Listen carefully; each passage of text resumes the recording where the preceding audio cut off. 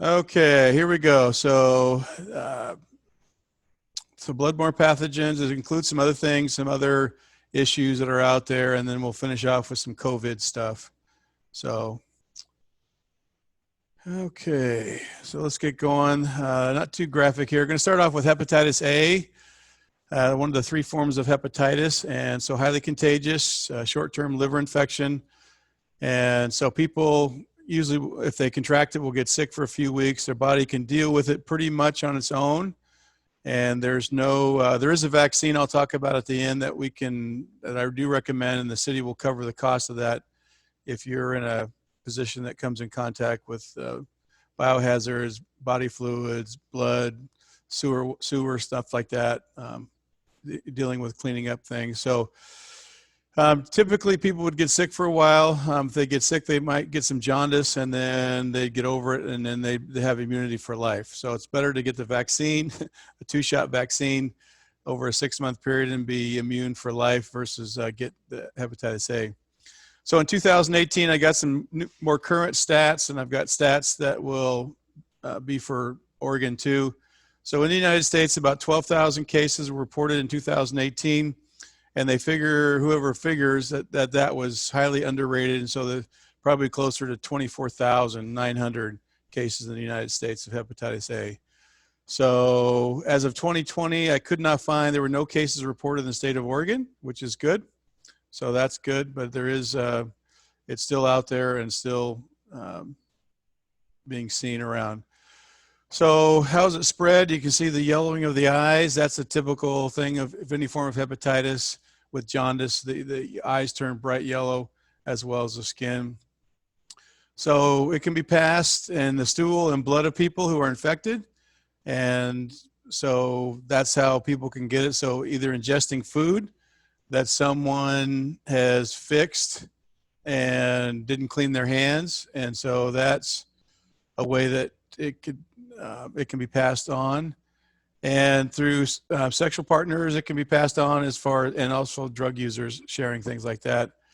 So that's the main source of how it's going to be passed. Mostly through food and fecal route is the most common form of that. So let me admit some more people here.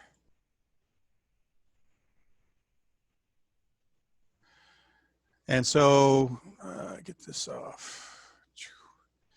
In 2018, 23 cases were logged for Oregon for hepatitis A, 9 of which of the 23 were from people outside of Oregon that were in Oregon. Some people that had sexual contact with other people that had it, that got it. And so 26% of the cases were under age 40. So again, not a huge thing in the state of Oregon, but still is out there and need to be aware of it. And so that's what's going on. Moving on to the more, I'd say not common, but more prevalent form of hepatitis is hepatitis B. It is a vaccine preventable disease in the liver that basically gets passed through the blood, semen, or saliva. And so again, the same kind of way through blood and body fluids it can be passed. In 2017, that's the most current cases I could find in the United States, about 3,400 cases of hepatitis B. So in the United States, it's about 1.1 case per 100,000 population. And so we've got, 350 million people in the country. And so there's roughly about 22,000 cases. I did find out there's about 5 to 6 new cases every year in Lane County. So again, not super big, but out there. And so people just need to be aware of that.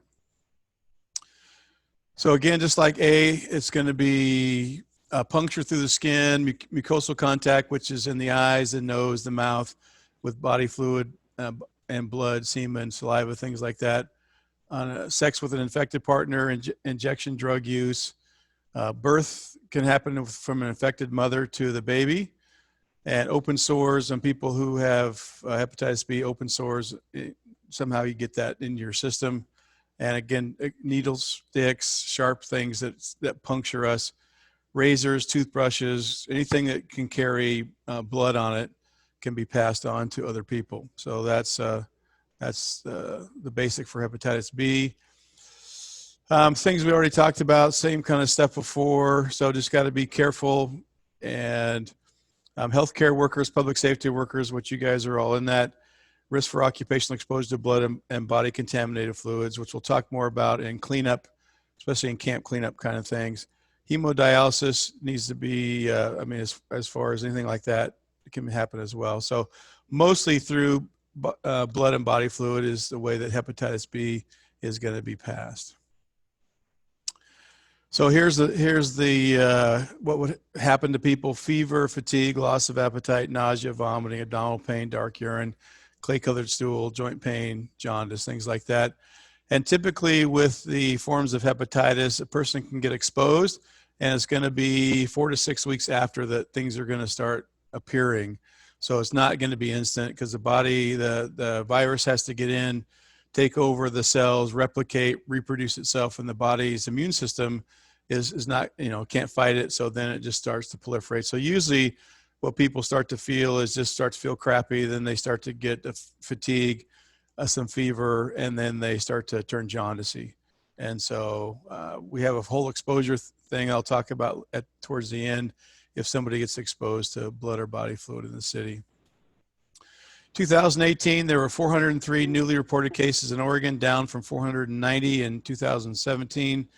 So that's good. Among women of childbearing age, 39% were pregnant. 79% who reported their country of birth were born outside the United States of these 403 people that were carriers of hepatitis B in Oregon. So again, not huge as far as the state of Oregon goes, but there is still hepatitis B out there. Here's a good PSA for, and I didn't do this. I'm going to stop sharing for a second and go back and share just to make sure. Yep, I didn't click on the computer stuff. So let's get back to this. And so you can actually hear the PSA. Here we go. If you have hepatitis A or B, your liver is inflamed because you have been infected with either the hepatitis A virus or the hepatitis B virus. Your liver is a soft, flexible organ that performs many important functions. The functional parts of your liver are called hepatic lobules. Your hepatic lobules filter all of the blood in your body.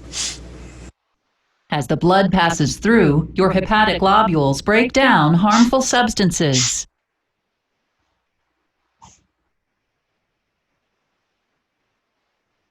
Remove bacteria and worn-out blood cells,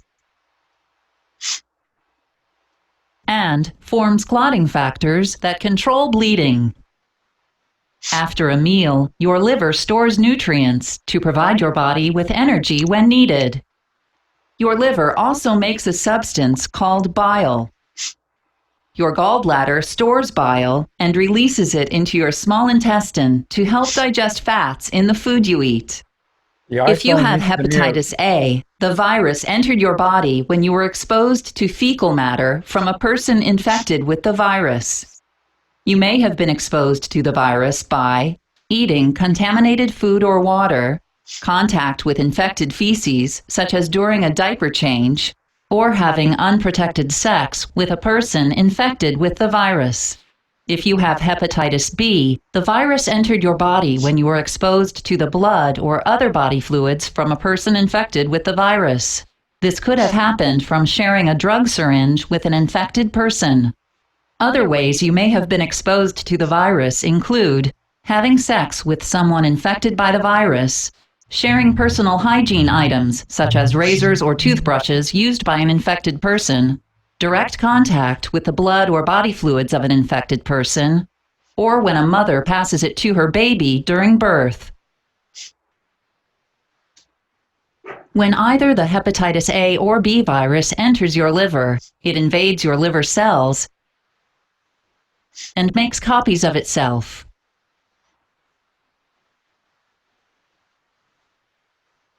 In response, your body sends immune cells to attack both the virus and liver cells infected with the virus. As a result, these liver cells become inflamed and then die. Over time, scar tissue forms around dead and infected liver cells, which prevents your liver from working properly. If you have a chronic hepatitis B infection, your liver contains a large amount of scar tissue called cirrhosis, which limits blood flow and results in permanent shrinking and hardening of your liver. If you have hepatitis A, your doctor won't prescribe any medical treatment because your immune cells will eventually find and destroy all of the hepatitis A viruses in your body. If you have hepatitis B, your immune system will usually remove all the hepatitis B viruses from your body. In some people with chronic hepatitis B, particularly children, their immune cells are unable to remove all of the hepatitis B viruses. If you have chronic hepatitis B and your immune system can't get rid of the virus completely, your doctor may prescribe antiviral medication. If you have a severe case of chronic hepatitis B, your doctor may recommend a liver transplant operation.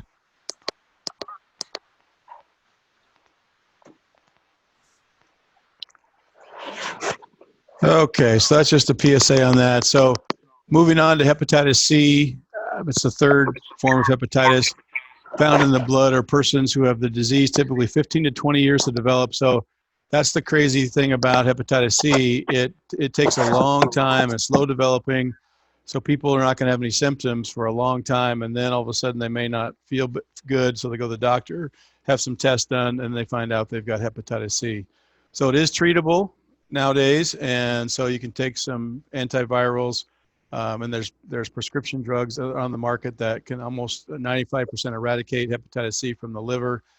Because it's like the other forms of hepatitis, if it goes long enough, you'll create liver damage, cirrhosis, and then people do succumb to that, or if they have to get a liver transplant. So just like the other forms of hepatitis, jaundice, fatigue, dark urine, abdominal pain, loss of appetite, nausea, things like that.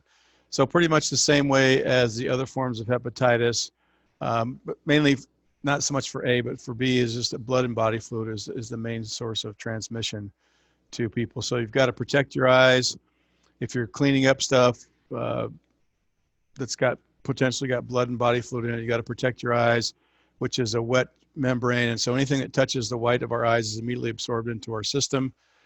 And then the nose is a dry mucous membrane, and so it's a little more challenging to get in there. And then the mouth is a wet mucous membrane, so things can get in there. And so, but primarily it's going to come from puncture wounds. No, I think he You was can't get into the system that way. creating an echo with a just have video to be that was aware put of on. that.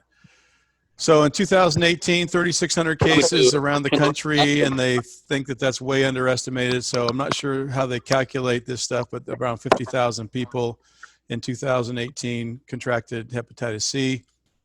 Estimated 2.4 million people walking around the country from 2013 to 2016 with hepatitis C.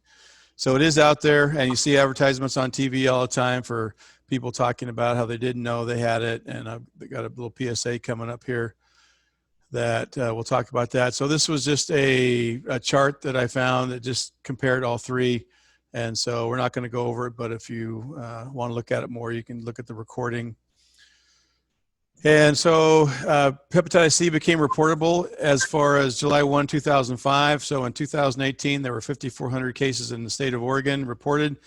So about 157 per 100,000 people and in males, and about 102 per 100,000 in females.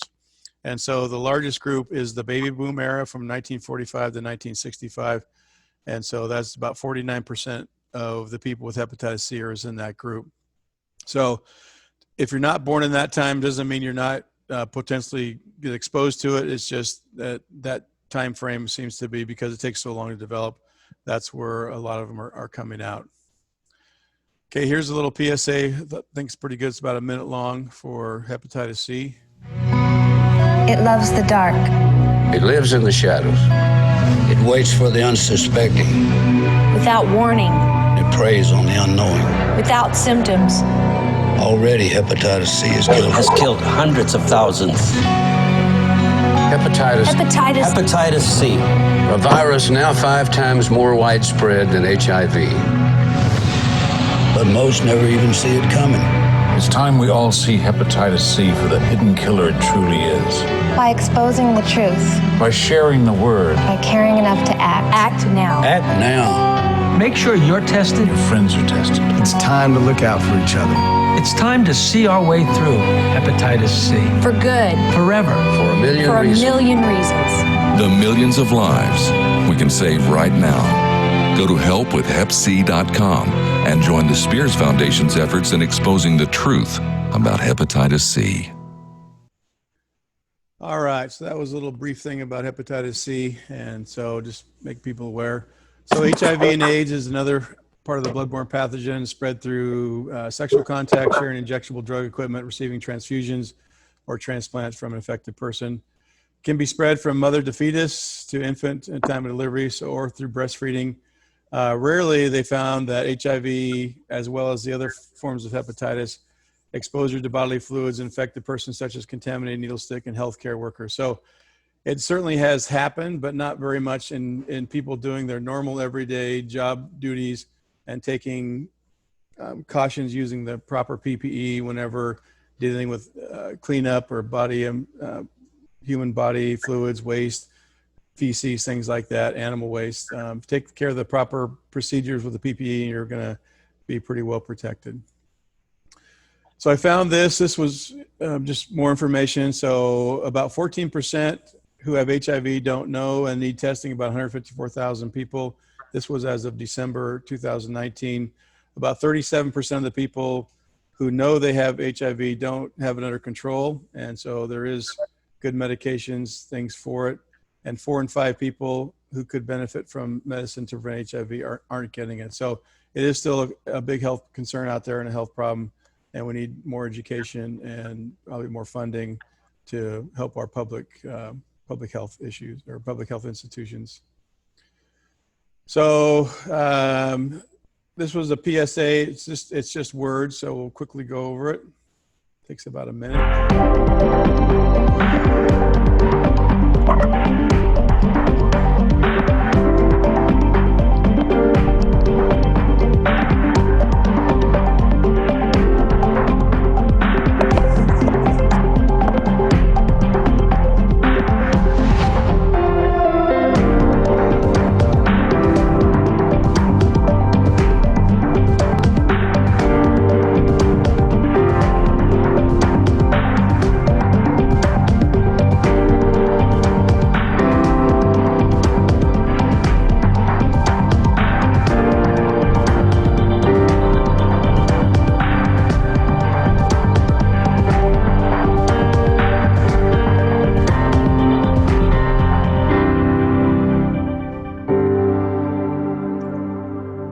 So that was that. Okay, moving on to some other issues now. Pertussis has been a issue in the state of Oregon. And so that's person to person through respiratory secretions, which is basically coughing, sneezing, spitting. And typically it's transmitted through kids, infants, young children, and they develop that whooping type cough. And then there is a vaccine for it, and the recommendation for people as you age, around age 50, it's recommended that if you got this as a kid, that you get it as an adult. So it contains 3: tetanus, diphtheria, and pertussis. And pertussis is the whooping cough. And so tetanus is something we need about every 10 years to keep active in our system to protect us. Diphtheria, we don't see much of an issue anymore, and then pertussis. So it is an issue if adults get it. And so if the kids get it and pass it on to adults, especially if they're not protected with the vaccine, then adults can get it, and that's not very good. So pertussis in the state of Oregon.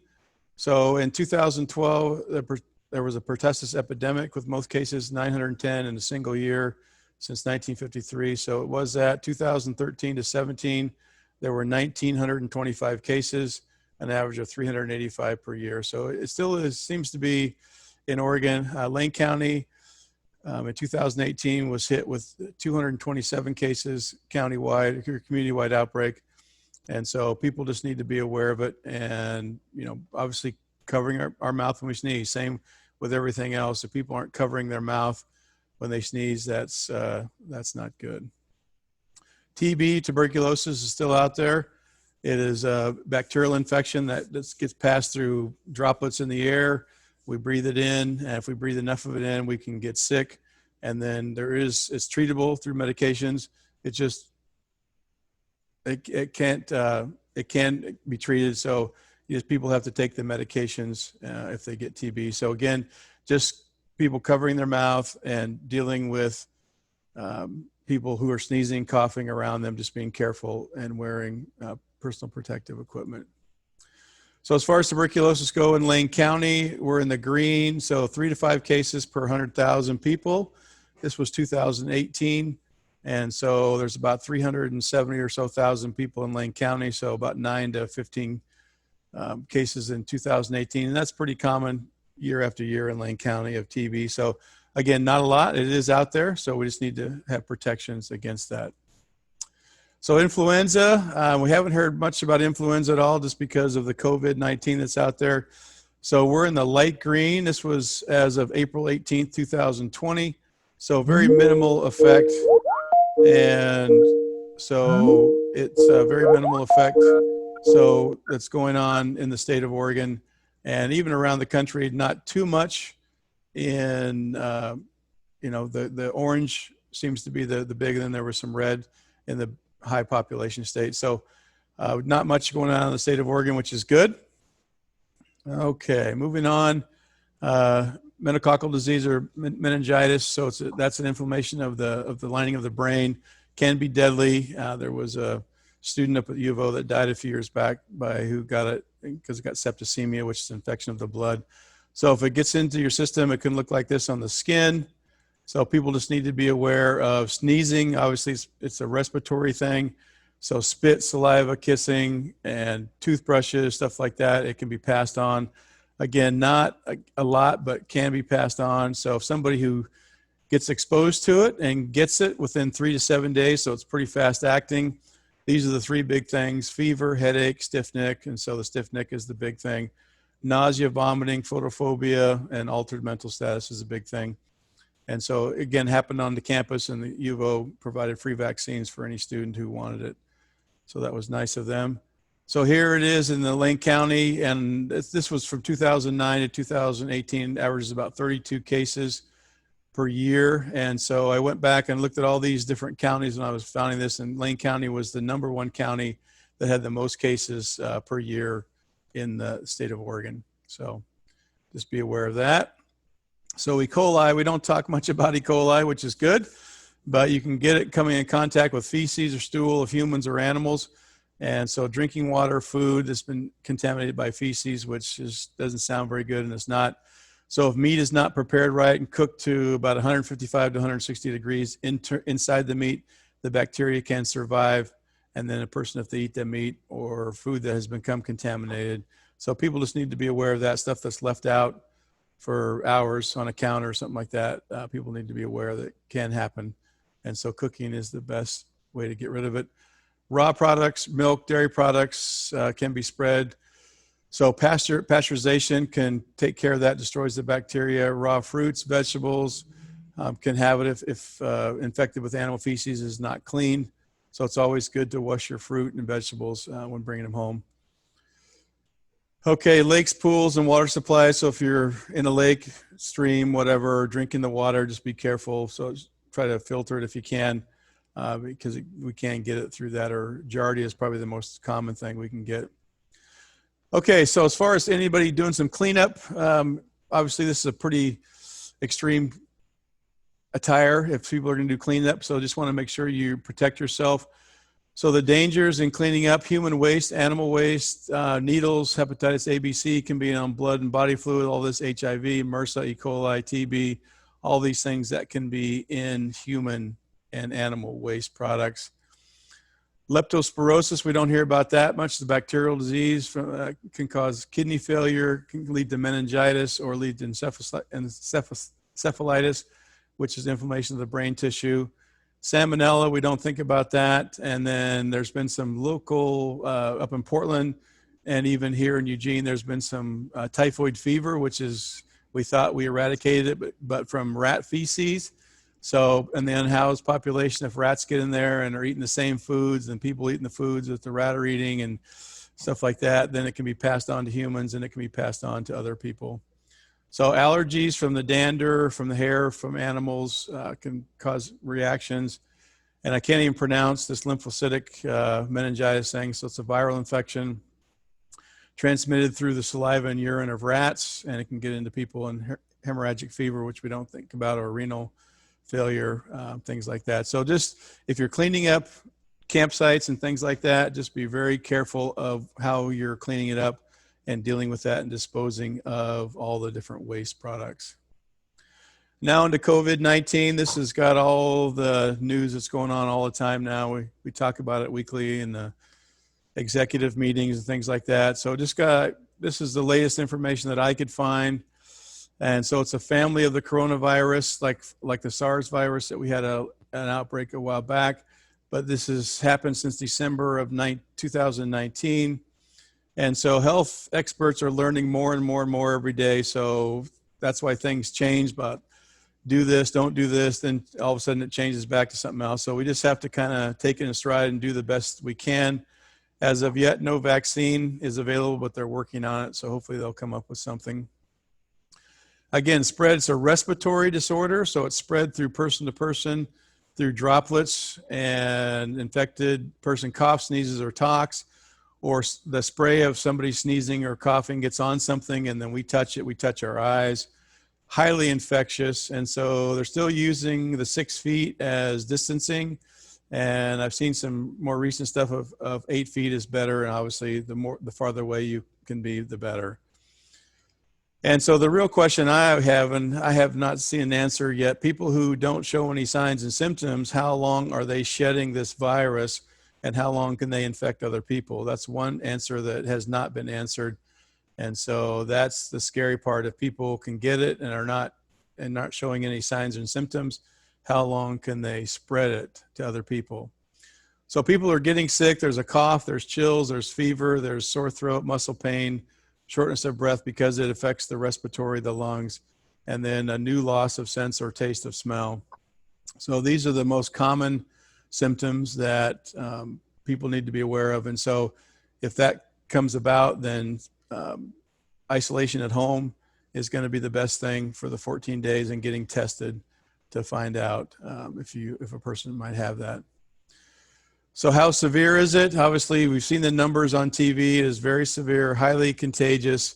And so the cases are ranged from mild to severe, pneumonia-like symptoms, or it develops into pneumonia in people that have compromised systems. That's what we're seeing. Mostly that I've seen is people that are dying from this have underlying health conditions and is in older population. Doesn't mean it's not happening in younger people and younger adults. It has. People have gotten it and gotten sick and died. But the vast majority of people seem to be older people over the age of 60 to 65 with underlying health conditions. So we have to be very cautious and aware of that. So I found this on WebMD. So I would take this with some of a grain of salt just because these are all done in a laboratory. And so it's not out in the, what do you want to call the real world. So metal, 5 days, maybe doorknobs, jewelry, silverware, things like that. So it can last a while on metal, on wood, furniture up to 4 days. So that, be careful of that. Plastics, 2 to 3 days, stainless steel, refrigerators, pots, pans, things like that. So it can go up to a couple of days with that. So cardboard up to 24 hours, copper things 4 hours, aluminum 2 to 8 hours, glass up to 5 days, ceramics up to 5 days, paper depends a lot on what's going on, but people, they found up to 5 days. Food, takeout, produce, doesn't seem to spread through food, so it's not going to be gastrointestinal, it's going to be respiratory.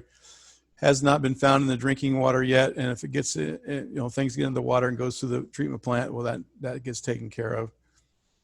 Fabrics, questions about how long, and shoes. I've read a few things about if it's on the street or on the floor. Can you get it from shoes? Well, maybe. They haven't come with definitive answers to that yet. Skin and hair, not a lot of research on this yet. So that's why it's important to wash your hands for that 20 seconds and do that kind of stuff. And so the protection against COVID, so we're looking at the 6 feet still, maybe a little bit more, 20 seconds of hand washing, a mask. So the N95 is the most protective form of mask that can be worn. A little bit tougher to breathe than that. The paper masks they talk about it's to protect other people from us. And so those are disposable and be thrown away, and then use those as need be. The cloth masks, the next thing I want to show is they talk about, I found this just yesterday. So taking off the mask, try not to touch the mask. If it's a throwaway, just get rid of it. If it's a cloth, then you need to be washed and then to be dried thoroughly before you use it again.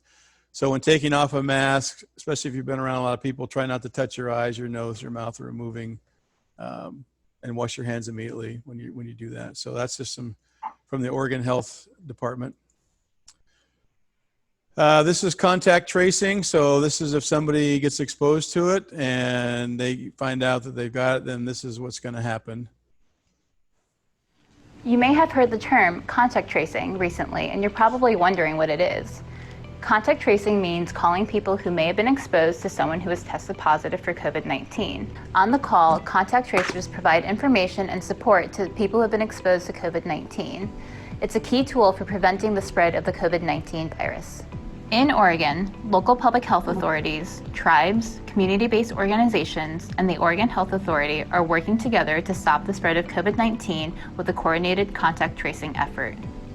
During a call, a local contact tracer will share information about symptoms to watch for, how to get tested if you get sick, how to prevent the spread of the virus, how to care for yourself and those in your household, and how to connect with resources in your community. Any information you share with a contact tracer will be kept confidential. To learn more about contact tracing, visit our website, healthoregon.org/contact tracing. Together, we can stop the spread of COVID-19 by answering the call.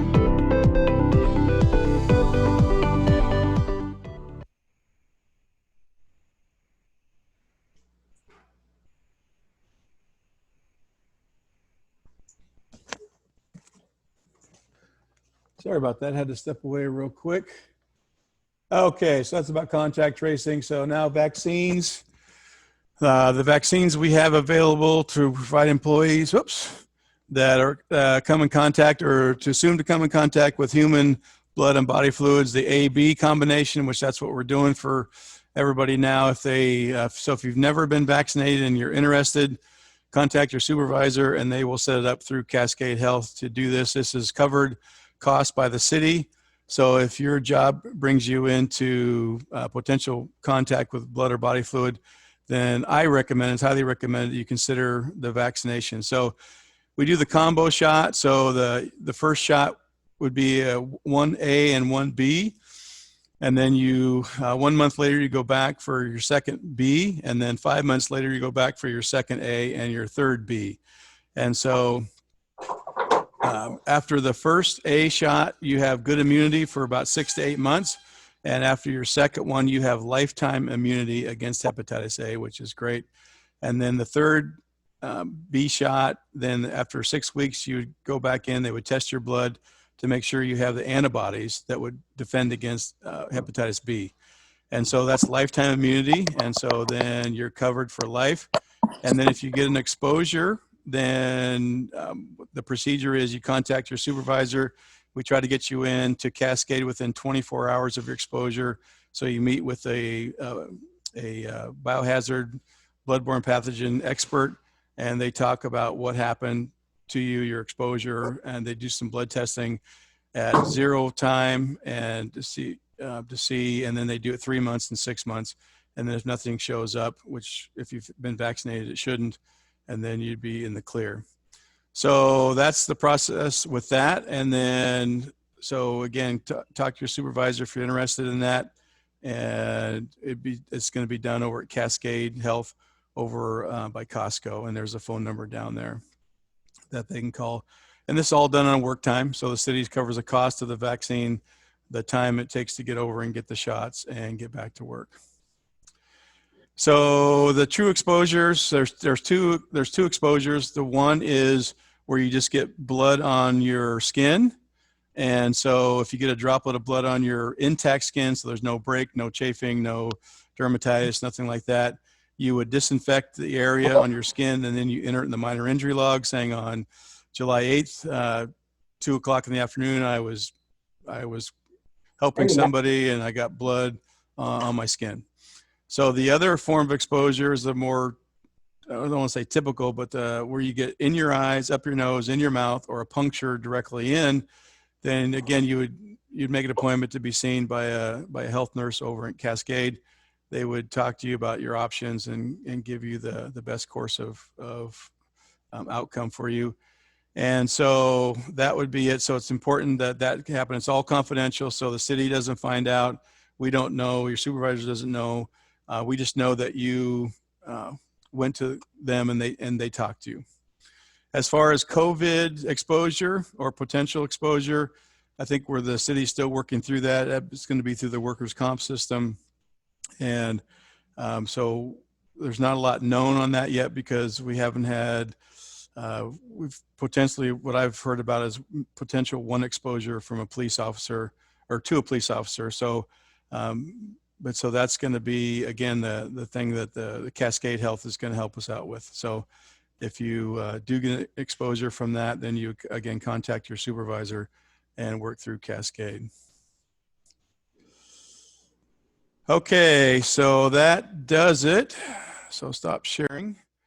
If there's any questions now, I can take them. I appreciate we went a little bit over. So it's just, and Katie's going to work on getting a paper copy around so people can sign that they were in the training. And so then it's going to go in your permanent record that you were in the training and you did the training, and it counts for OSHA because I have to have a copy of it for OSHA purposes. So any questions anybody can think of? Nope.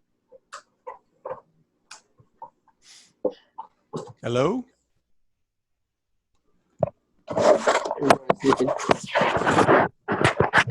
Okay, doesn't appear to be any questions. That's great. So have a great rest of your day and have a safe work week. So, and again, this was being recorded and I'll pass it on to Katie. And so if anybody in your work group missed it, they can rewatch it. Thanks, Steve. Thank you and have a good day. Bye. Thanks, Steve. Thanks, Steve.